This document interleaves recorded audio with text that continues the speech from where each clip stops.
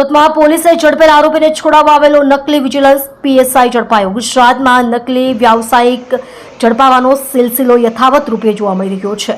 આજે જો આણંદના તારાપુરમાંથી નકલી ડોક્ટર ઝડપાયો હતો, એવામાં સુરતની સથાણા પોલીસે નકલી વિજિલન્સના પીએસઆઈને ઝડપી પાડ્યો છે। સથાણા પોલીસે બે લોકોને નશાની હાલતમાં લાવી હતી। તેને છોડાવવા પીએસઆઈ બનીને આવેલો યુવક ભેરવાયો હતો। ઓળખ કાર્ડ માંગતા ગલ્લા તલ્લા કરવા લાગ્યો।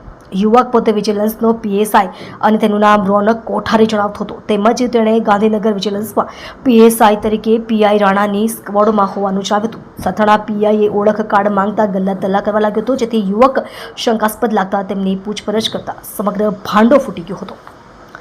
મોબાઈલની તપાસ કરતા પોલીસની વર્દી પહેરેલા ફોટા મળી આવ્યા હતા। સથાણા પોલીસે યુવકના મોબાઈલની તપાસ કરતા તેમાં પોલીસની વર્દી પહેરેલ ફોટા મળી આવ્યા હતા, જેથી તેની અટક કરી આ ઈસમે લોકોને હેરાન પરેશાન કરી કોઈ આર્થિક લાભ મેળવેલ છે કે કેમ તે બાબતની તપાસ હાથ ધરવામાં આવી છે।